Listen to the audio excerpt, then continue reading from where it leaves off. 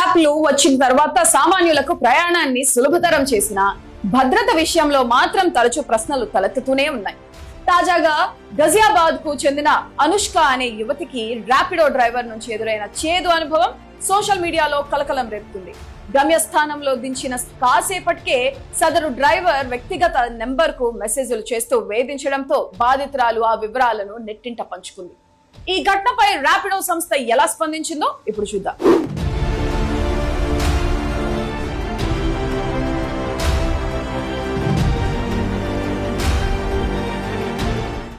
బాధితురాలు అనుష్క ఇన్స్టాగ్రామ్ లో షేర్ చేసిన వీడియో ప్రకారం రైడ్ ముగిసిన తర్వాత డ్రైవర్ ఆమె వాట్సాప్ కు వరుసగా సందేశాలు పంపాడు.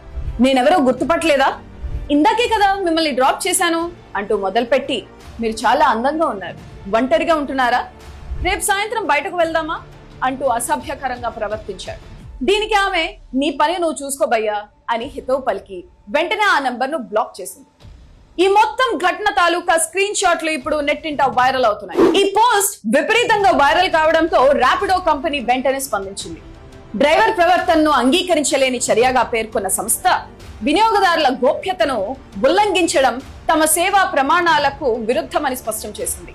బాధితురాలికి క్షమాపణలు చెబుతూ రైడ్ ఐడి, మొబైల్ నంబర్ వివరాలు పంపాలని కోరింది. నిందితుడైన డ్రైవర్ పై కఠిన చర్యలు తీసుకుంటామని హామీ ఇచ్చింది. అయితే ఇలాంటి ఘటనలు పునరావృతం కాకుండా భద్రతా ఫీచర్లను మరింత కట్టుదిట్టం చేయాలని ప్రయాణికులు డిమాండ్ చేస్తున్నారు. ఈ ఘటన రైడ్ హైలింగ్ యాప్స్ వాడుతున్న మహిళల్లో ఆందోళన కలిగిస్తుంది.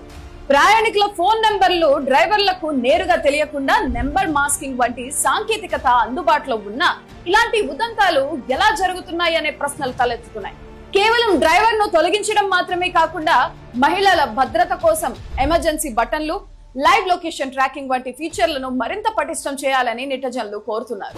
సాంకేతికత ఎంత పెరిగినా ఒంటరిగా ప్రయాణించే మహిళలు అప్రమత్తంగా ఉండటం అవసరమని ఈ ఘటన మరోసారి గుర్తు చేస్తుంది.